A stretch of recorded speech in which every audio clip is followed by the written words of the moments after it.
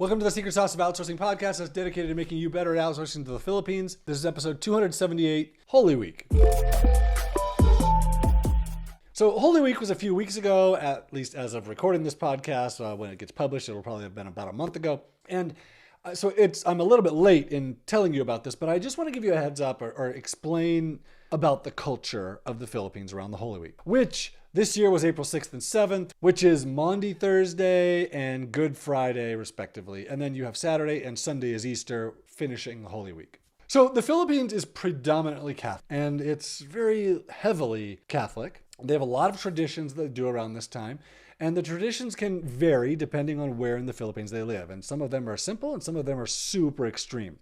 So in most places, they have what they call Visita Iglesia, which is like a church pilgrimage. And they will go to different Catholic churches to offer prayers or light candles. And often they'll go to anywhere from between like 3 and 15 churches to visit them. And this all depends on their local tradition. So another tradition is Stations of the Cross, where they visit a Catholic shrine and pray at these 14 different stations, which show the different stages of Jesus's last day on Good Friday. This can be as simple as a walk around a church or as much as like multiple kilometers to visit these different shrines, statues, and pray at them. Another tradition is called Santo Entierro, which is like the holy burying is how that translates. And they reenact the burial of Jesus. They cover his statue with a stone, they put all kinds of flowers on it, and then they walk around the town in a big procession parade in like a funeral procession. The people will chant, they'll throw flowers, they'll try and approach the grave and stone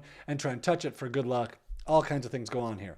So the last tradition I'm going to talk about this is the one that gets international attention, and this is the one that my son talked all about. So this isn't practiced as much anymore because it's kind of crazy, but this is still happening in the Philippines. So this is where someone volunteers to be Jesus, basically, on Thursday.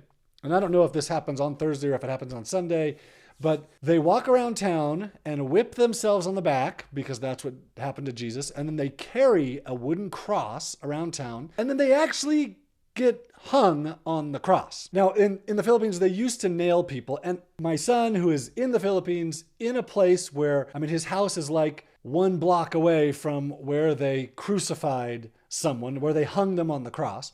He said they used to nail them, physically put nails in them. They didn't do that this year, although he has heard that basically up until he thought they were going to nail them because people have said that's what they do here. They didn't nail them, they tied them up, but they tied them to the cross and set them up on the cross for a couple hours. And then they took them down. So now this isn't practiced as much anymore because it's dangerous. It gets a lot of attention, but it definitely still happens. And my son sent us pictures of it happening at Easter time. So the Holy Week may not be a big tradition where you are, but this gives you a good idea of how some traditions and holidays are carried on in the Philippines. It's a big deal. And other holidays are going to be similar where they're a big deal and they have a lot of tradition around it and a lot of celebration and a lot of parades. My son, he's on this small island. He said there were probably 20,000 people in this parade. He said it went on for hours, a constant stream of people walking past his house, because he's on the main street in this little city, but people had come from all over to come and be a part of this parade. It's a big deal.